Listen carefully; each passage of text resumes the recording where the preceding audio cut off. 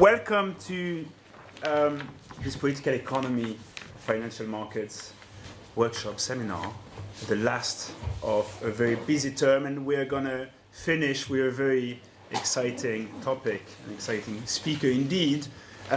Gillian Edgeworth is currently at Wellington Management, and she was previously at UniCredit Bank and Deutsche Bank, and we were talking before, and she's responsible for the economic analysis of some of the newer economies. And I think this is a very interesting topic indeed, because it's a long-standing debate within social sciences whether or not it is the case that political convergence follows from economic convergence. And as all observers here will have noticed, what's going on right now in some countries in the EU is sort of challenging some of that view, at least prima facie. And so Gillian will be talking about this for the next 45, 50 minutes, and then we will have a nice discussion. But please do join me in welcoming her to this talk. Thank you.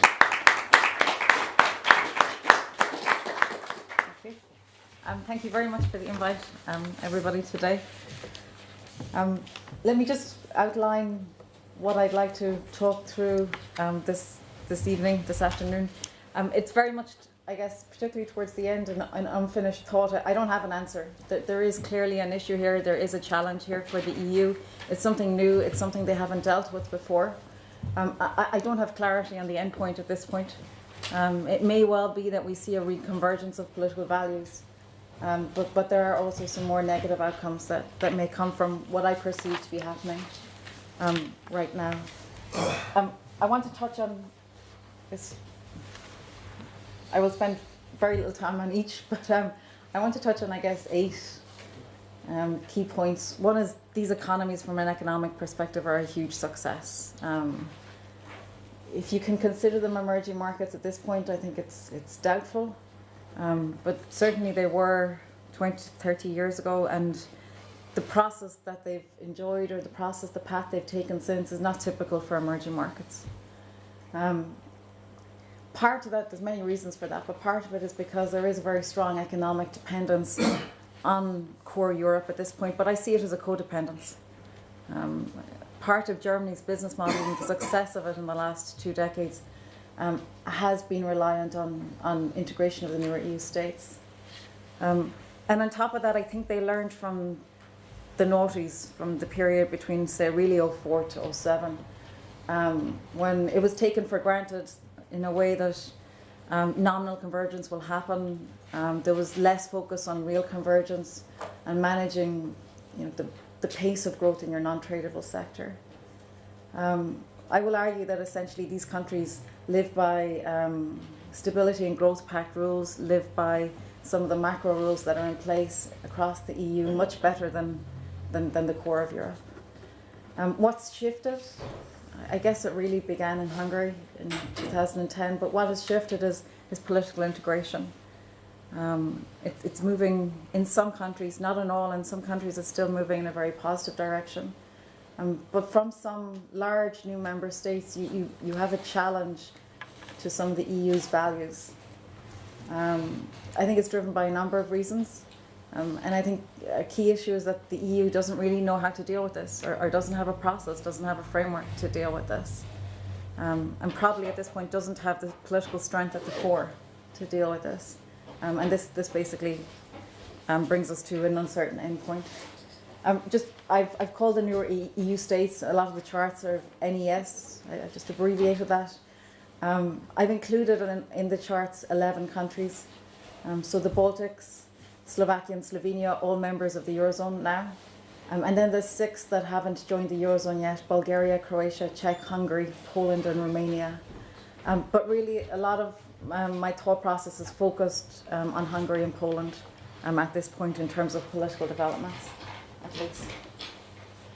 So I guess point number 1, these economies are a real economic success. We've gone, in just over 20 years, GDP per capita in PPP terms has gone from about 50% of the EU average to close to 75%. It's been a really rapid, real convergence. And just to touch on the point that I made at the start, this is not typical of emerging markets. So Vlandas-Samuelson theory suggests that the lower your starting point, the quicker you're going to catch up. And what we've seen in these countries is the exact opposite, both as an aggregate relative to the rest of EM, actually, and also within the countries in terms of variation. So Bulgaria is a good example with a particularly low starting point, unfortunately, and hasn't been able to converge as quickly as somewhere like Poland has. So yeah, a success story for the EU, a success story for emerging markets. I think a number of factors drove this. I'm sure I won't accurately cover them all here. Very good education levels to start with, proximity to Europe. I mean, there is a history of entrepreneurship in the region. It's not that we needed to go in and build it. It was there, it just needed to be let free again. EU accession as a process, I think, was hugely helpful in anchoring policies, both on the macro and the political side, and the institutions that helped develop was all very powerful. And then I think the third part is that this all happened at a time when global trade was booming. China was opening up. Germany wanted to be part of that. Germany was growing out its manufacturing model as well at the same time, and the newer EU states were very well placed to benefit from that, and in a way worked very hard to make sure that they benefited from that also. Just to put that into perspective, so this is exports as a percent of GDP. Again, in just over 20 years, they've doubled or almost doubled in the newer EU states. The EU, for example, is seeing much stronger export growth than the US has. And it's gone up there quite significantly as well. Let's call it by a third, but it's really, really accelerated amongst the newer EU states. And I guess the point that's important to me here is that it's not just during the boom times in 03, 04, 05, 06 that this worked, but even in recent years when global trade has been more challenged, these countries have still managed very successfully to grow their export base. Same story relative to the rest of emerging markets. In some ways, emerging markets relative to the newer EU states are probably more disadvantaged to the extent that they're impacted by commodity prices. But if we take share of global trade, emerging markets as a whole versus the newer EU states in '95, EM has done great. Emerging markets have done really well. They've almost doubled their share of global trade. But the newer EU states are up by more. Again, there's something very positive going on here. I guess the other point I want to make here is that it's not just that the newer EU states are very dependent on the core. I do think at this point it works both ways, and obviously the newer EU states are more dependent on the core than vice versa. But they are very much a key part of the economic model now in Europe. So if I take the red line here, what portion of EMU imports come from the newer EU states? We've gone from 10% of total to almost 18% of total within a relatively short period of time. And I guess one of the things when I look around the world right now and all the discussion about globalization or deglobalization, and I guess in my mind what seems to be happening is we're trying to deglobalize and it's proving very, very difficult. Before we can even get the tariffs in place, it's proving quite damaging for the global economy, and there's some evidence of pullback. I think that would apply here. If we were to get to a point where for some reason there was a desire to break this model, it would be very difficult for both sides to do that. I think it would be very economically undesirable for both sides to do that. Why does it work so well? In part it is EU accession, but in part it's some very strong domestic policies out of many of the newer EU states to ensure competitiveness, I think, at this point in time. One example of that is the minimum wage. And now, obviously, there's only a certain portion of workers that are captured by the minimum wage. There's definitely wage pressures to the upside in the newer EU states these days, just as there is in a lot of developed Europe. It's difficult to find workers that aren't working at this point in Europe. But when you look at the minimum wage, let's call it an average of €400 a month in many of the newer EU states, versus France at 1,400, And even Greece, that is in the process of reversing that now, but has seen a pretty sharp decline at roughly 650. These economies, from a wage perspective, still remain very competitive, and I would argue that's a key input into the German export model. The fact that they were able to access workers in economies so close by with relatively strong institutions would have benefited the core of Europe as well. It's not just minimum wage. After the fall of communism, what we found, or what happened, was there was a very strong pushback at the times, and the power of trade unions is much weaker, for example, in many of these countries than it is in the core of Europe. And also, and I think this is particularly important in the last decade, there's been a break. Over 2003, 4, 5, 6, 7, the assumption was we don't need to worry too much about not real convergence. It will happen. There's a focus on nominal convergence. There's a focus on Maastricht. Euro adoption is just down the road now that we're in the EU. And that has shifted 180 degrees, I think, in some of these countries at this point. Fiscal policy is designed much more carefully, I think, at this stage. Hungary, I think, is a great example. When provided with fiscal space, or after they generated fiscal space after a tough period of consolidation, the corporate tax rate was cut from 19 to 9. When provided with fiscal space, there was reductions, rather than wage increases, there was reductions in social security contributions to aid employers and keep labour costs down. So there is definitely a mentality, I think, in a number of these countries at this point, that there needs to be a focus on ensuring competitiveness within your tradable sector to continue to grow in a sustainable or in a balanced way. Poland, I think, is another very good example where it's probably in the pipeline now, but where the public sector wage bill hasn't increased in a number of years, even though there is the fiscal space to do that. Other ways, I wouldn't say these countries are pursuing an outright competitive or currency devaluation policy, but there's certainly a bias to keep currencies weaker rather than stronger. And monetary policy, I would say, particularly in Hungary, has been helpful with that. And the end result, we're still seeing a pipeline of FDI projects coming through. Hungary's been most aggressive with these policies, and it's been most successful in bringing in the BMWs and the Mercedes and the Audis, and really cementing a business model for their economy.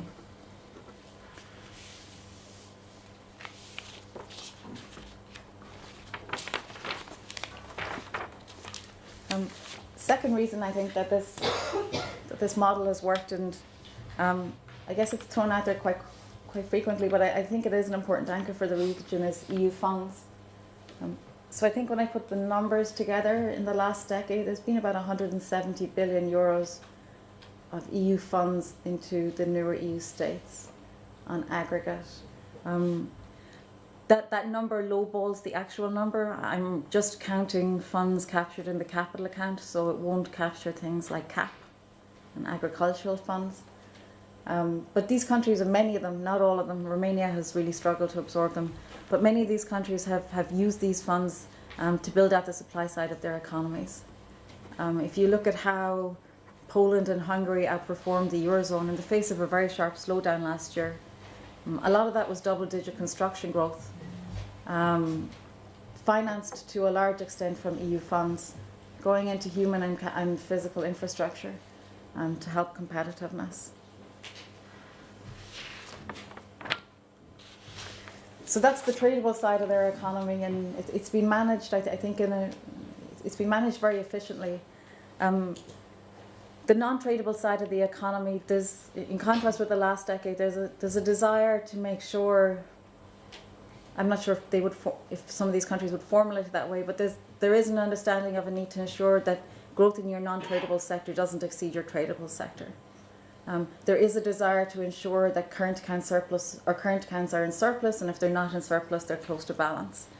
There is a desire to ensure that credit growth does not get out of control. Some of that has been done via macroprudential policies. At the core of all of this, I think there is a desire to reduce reliance on external debt. So particularly in Hungary, I think the Prime Minister is very reluctant to put the economy in a position where, when dealt with a shock, they would have to reach out to the rest of the world once again for help. They would want to be able to manage that domestically. And the pace at which these countries have paid down external debt is really very impressive. So this is one metric we look at, external debt to exports. That whole boom that we saw over 2004 and 5 that really generated a huge increase in reliance on external funding is over. And current accounts have shifted to an extent that it's allowed that debt to be paid down almost in full at this point. So if we were to face a scenario like we did in 2008 again, you don't have the excess credit growth, you don't have the large current account deficits, you don't have a large stock of external debt that you may struggle to service. It's not to say that these economies won't fall into recession. In a world where we have a recession in industrial production globally, we came close last year and these economies actually did quite well. But if it was to turn sharper, it is very likely that that will have some impact on these countries. It's just that they don't need to undergo, I guess, the same deflationary policies in a way, or adjustment policies they did 10 years ago. You can see that in the banking systems as well. So I guess what I've put here is the net foreign asset position of the banking systems. From a domestic perspective in the lead up to 2008, people were definitely questioning the double-digit credit growth, the increasing reliance on funding from foreign banks. Probably domestic authorities were questioning it less than institutions like the IMF or Brussels or the ECB. But once again, a lot of this adjustment is done, a lot of this deleveraging is done. If we take Hungary, for example, at one point their loan-to-deposit ratio peaked out at 150%. They're now at 72%. Credit to GDP has fallen by a third. So it's roughly down at around 50% at this point. So these are very sizable adjustments that I guess haven't really been seen all that often in the past. And then just lastly on the macro side, and then I'll veer into something which is a little bit less comfortable for me, which is the politics, is on fiscal policy. So in a way at this point, these countries adhere to the Maastricht in a much more convincing way at times than some of the core member states do. All of them have budget balances which are either at balance, sometimes small surpluses. Romania is the only country really challenging the 3% deficit target at this point. And even there, they almost go to extreme lengths that to keep them within the 3%. Public debt levels in all of these countries are pretty contained. They are higher in Slovenia, Hungary, and Croatia, but I think on a convincing downward trajectory at this point, and have been for a few years now. So I guess what you've got is a very, very sensible macro policy that probably Frankfurt and Brussels would love to see in a number of the core EU member states and the core Eurozone member states at this point. When you try to shock these economies, whether it's an industrial production shock globally or a financing shock globally, it's very difficult to move the numbers significantly. It's very difficult to move the debt ratios significantly. That's not to say there wouldn't be a cyclical downturn, there would, but it's not the sort of balance sheet crisis that was a concern a decade ago. What is a concern at this point in some countries, and not all, is the politics. So while you have a set of macro policies which are moving much more in line with sustainable real convergence, you have a challenge on the political side which is very new to the EU. I think it's important to say up front, I don't see this as across the board, across countries.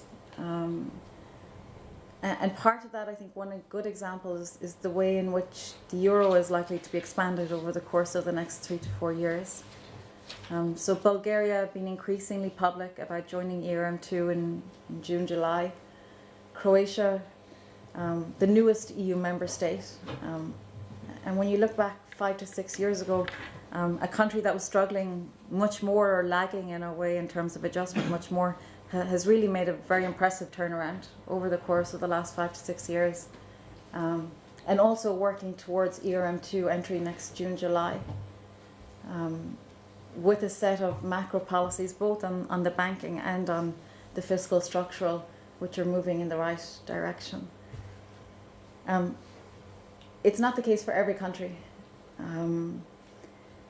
Well, some are very, very comfortable with economic integration and very skilled at using all the benefits that the EU has to offer. And I guess here I do have in mind Hungary and Poland. On the political side, the shift is in a very, very different direction. I think the best way really to capture this is the fact that really since 2000 and the Lisbon Treaty, we've had Article 7. It was never triggered until the end of 2017. Article 7 was adjusted a little in 2014. But since the end of 2017, the EU has now triggered Article 7 against 2 countries, Poland and Hungary. What is Article 7? It's there to ensure that all EU countries respect common values of the EU. It's not something which is very easily measurable at all.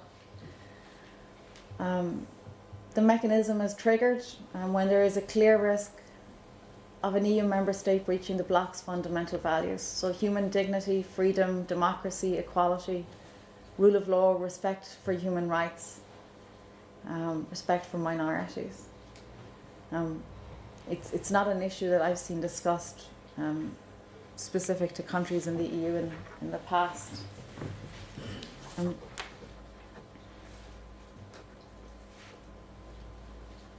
Hungary, it was triggered against Hungary in July of last year. In this case, it was triggered by the European Parliament. And these were the reasons amongst, I slimmed this down a little bit, there were other reasons put forward, but these were some of the reasons put forward for triggering Article 7, and there was a very strong vote in favour in the European Parliament in terms of triggering this. So functioning of constitutional and the electoral system. This is, I guess, this is a pushback against a set of policies that Mr. Orbán has had in place since 2010. Why only now? I think Mr. Orbán went much more slowly than what we've seen in Poland in the last couple of years. So it was always one more step after the other. Poland went big bang. But there have been efforts to significantly erode the independence of the judiciary, and that continues. There was more legislation passed on that in December. There has been efforts to shift the electoral system to increase the probability that Fidesz maintains a strong majority, and at times, not right now, but at times a constitutional majority. Corruption of conflict of interest. I think that captures in part the fact that a decent portion of EU funds seem to be allocated to individuals close to the Prime Minister. Freedom of expression, it's to do with the media at this point. Academic freedom, that has to do with Soros, the university, and really, I guess, measures taken to impact the ability of foreign universities to operate in Hungary. Fundamental rights of migrants, I think everybody knows the clash that Hungary underwent with the EU over the course of 2015 on this issue. I guess since then, I don't know if anybody monitors what's going on in Hungary right now. There's a very large billboard campaign going on in Hungary with Mr. Soros and Mr. Juncker's picture on it. There's also been I think a leaflet delivered to every household, which the European Parliament is pushing back against as well. But I guess, I'll come to this in a little while, but it is to say that at least so far, the impact of this it seems to have been pretty limited. in terms of political developments in Hungary.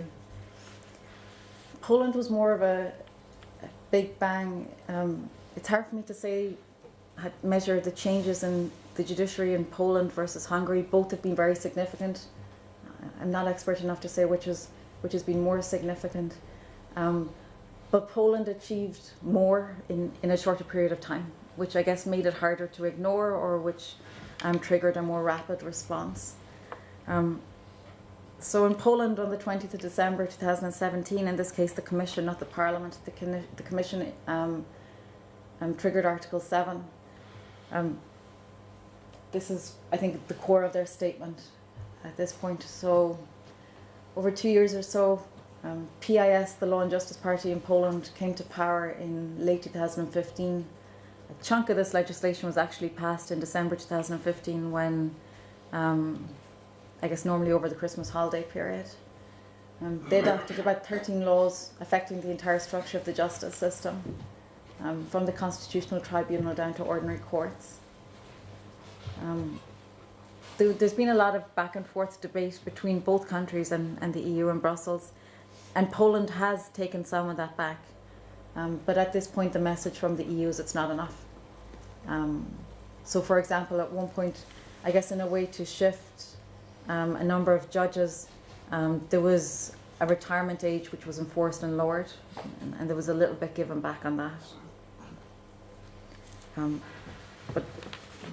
But not enough for the EU to step back at this point. And then I guess, I mean, the media, there is an independent media, I think, in both countries. That's really because of the presence of the internet. But in terms of structured media outlets, TV, radio, print, there's also been, I guess, developments in a similar direction on these fronts. So these are excerpts I took from a European Parliament report from 2016. So Hungary, almost all major media outlets are owned by domestic oligarchs with informal links to the political and economic sector.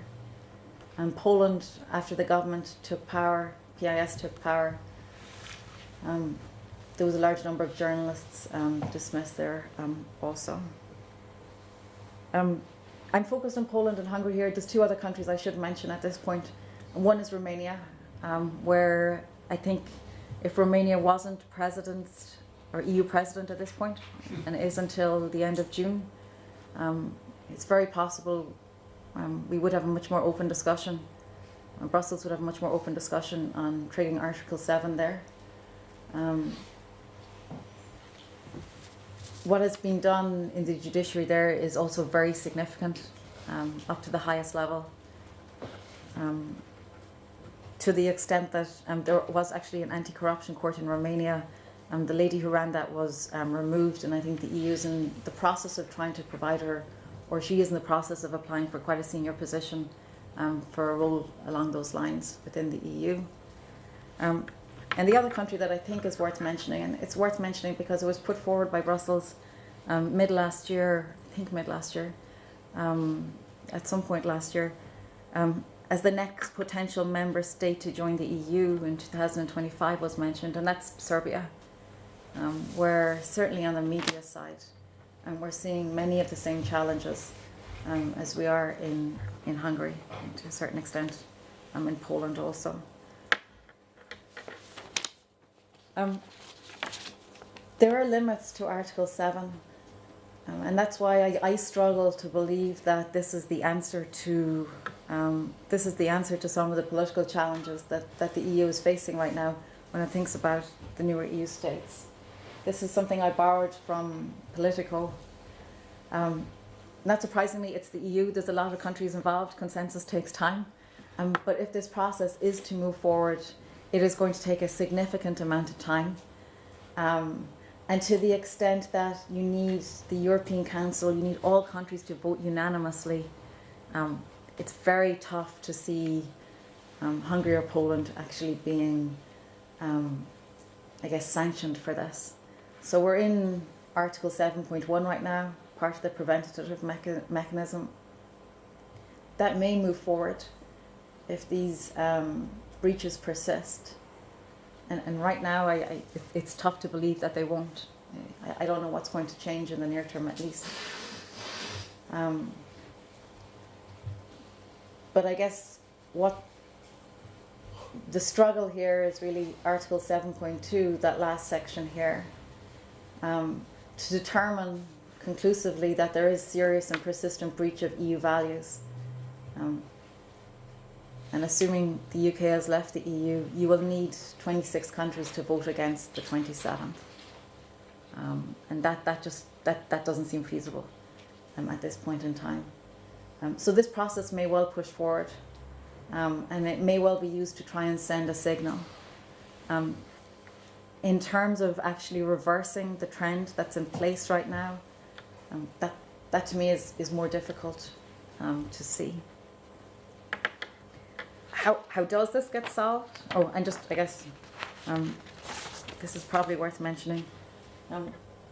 These parties are really popular in their own countries. So Fidesz is run by Prime Minister EURbn.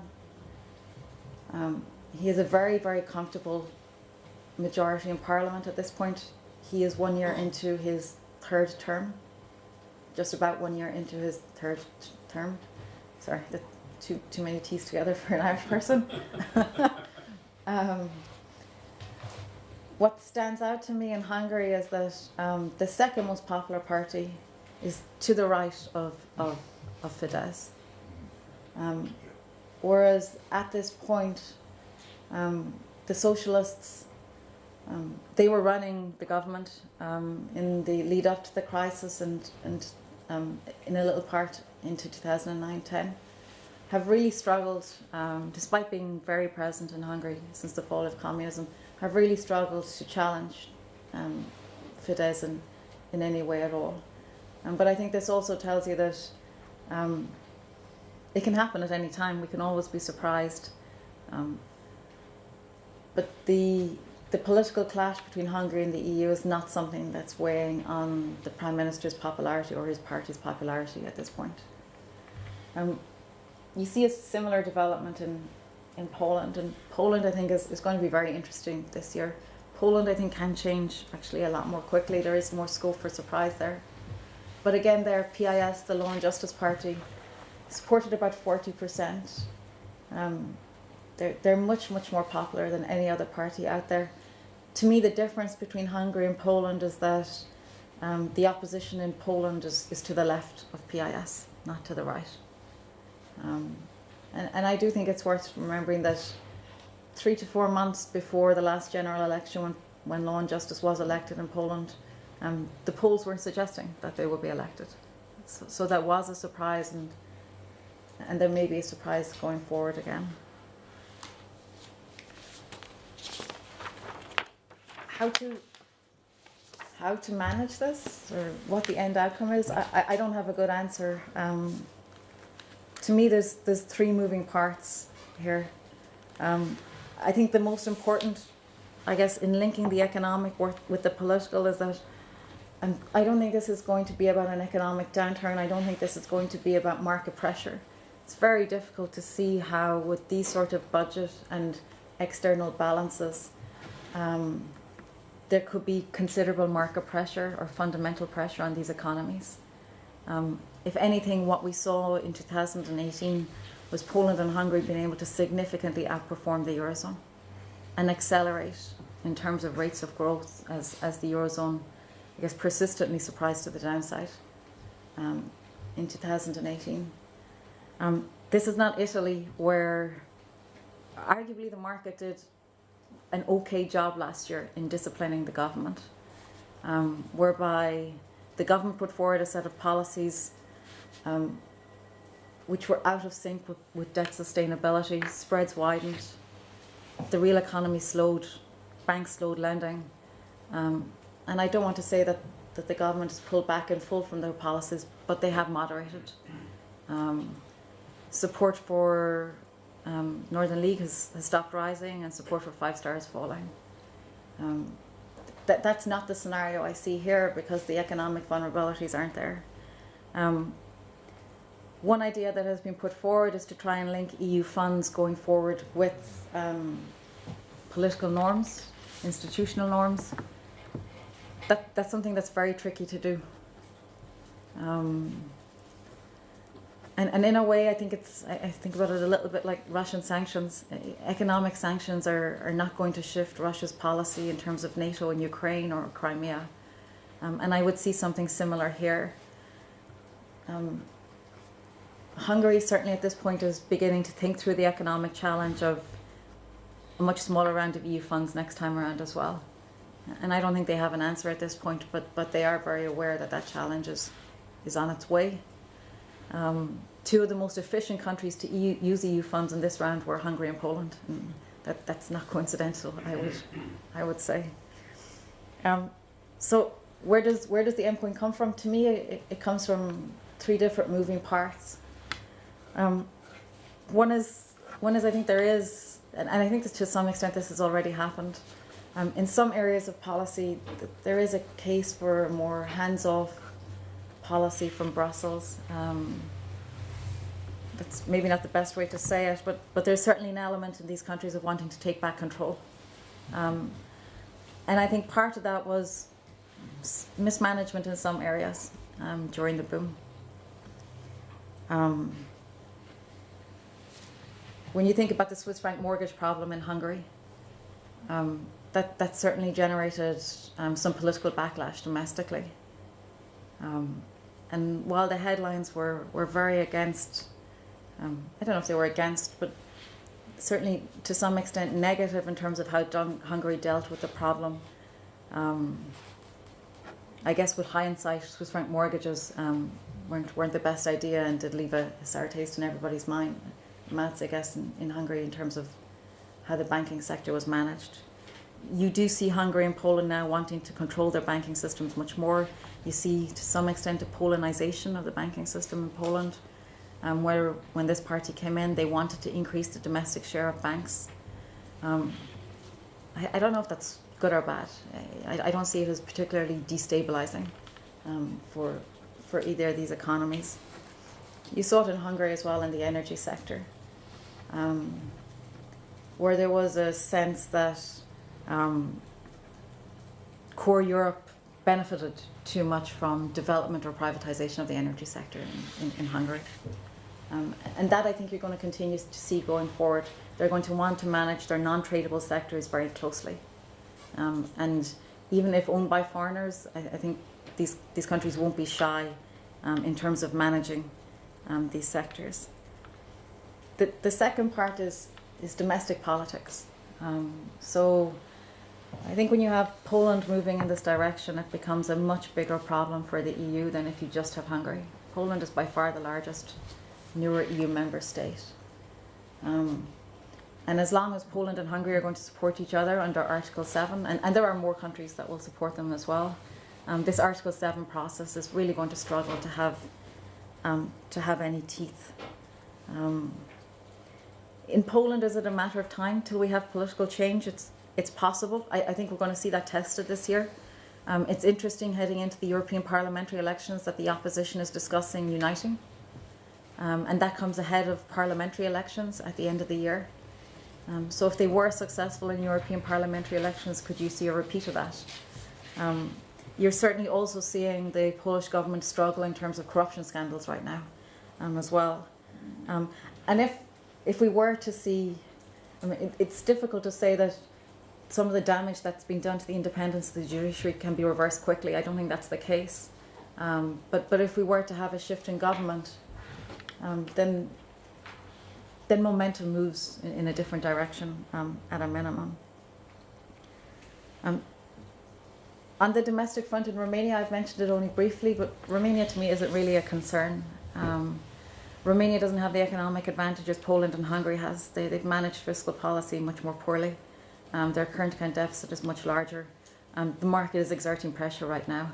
And some of the political forces that have pushed the judiciary and pushed against independence of the judiciary, my sense, will have power for a much shorter period of time. Again, very difficult to reverse the damage that's been done, but that's less of a challenge to me. Hungary is where it's more difficult. And there, I don't really know the end point at this point. And then I guess the third part is, it seems like a strong core in Europe is necessary as well to push against this. In part, I guess there's so much going on in the EU, particularly with Brexit at this point, that it's getting much less focused than maybe it would have done in the past if this was to happen.